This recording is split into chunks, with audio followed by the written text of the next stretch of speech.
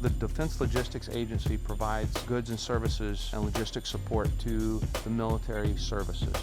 DLA Disposition Services' unique part of that is we are the tail end of that. So we don't provide things to the services, but when the military services are done with them, they give them to us for reutilization or ultimate disposal. Combatant Commands should know that now we have the capability to deploy anywhere in the world within 96 hours. So where they want a disposal capability, we can be there, and once our equipment and personnel arrive, in 96 hours, we'll have the ability to receive warehouse property and demilitarize it. We have a set positioned in Pacific Command so that we can respond to their contingencies, and we have 2 sets that are currently located here, one for Europe and Africa and one for North and Southcom's commands. Sending them where they are needed, when they are needed, is very important to the services, because in the end we will save money for the services and we properly handle it according with the statutory rules and laws.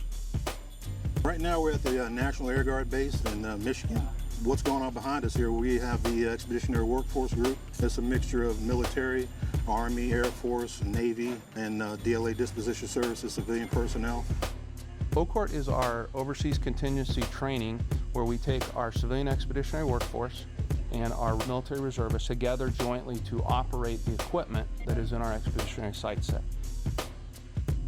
What you're seeing here is you're seeing one of Disposition Services' expeditionary small site sets. It's really what we might think of as a DRMO in a box. A set is really about 6 containers worth of property, and that property is going to have 2 band air rack boxes which are going to have various kits inside of them. Once those kits are unloaded, the band air rack boxes become a warehousing facility for pilferable and sensitive items as well as for reutilization items. It also comes with 2 ISO containers that expand so that they have hardened command and control structures that they can operate out of. And then it has various structures that you can see in the background. They learn to set up a site, operate the equipment, do proper disposal, do proper accounting, handle the hazardous materials and hazardous waste, and pack it all up when they're done and take it home. And that fits into the overall military mission because they're organized and planned in such a way that we can deploy them on a time-phase force deployment with a military unit at the point in time that they expect they're going to need a disposal operation and not get there after they need us.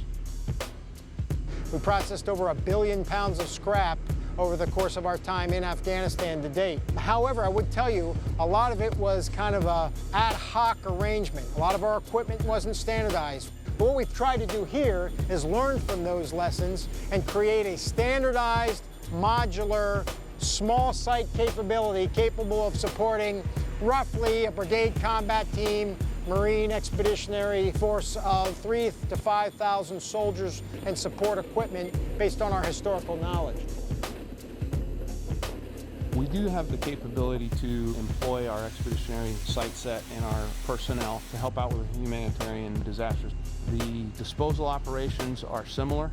The equipment and the types of things that we'll dispose of are very different, but we could deploy to a location hit by, say, a hurricane like Hurricane Sandy or Katrina, or an earthquake, or even any type of natural disaster where property needs to be disposed of. We can move this equipment by truck or air to get it where it needs to be to do disposal.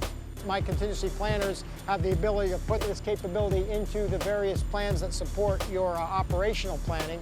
And so what I tell the COCOM planners out there is remember you have this capability that can be put in to your plan to provide the disposal support, the right size, the right amount, and when you need it.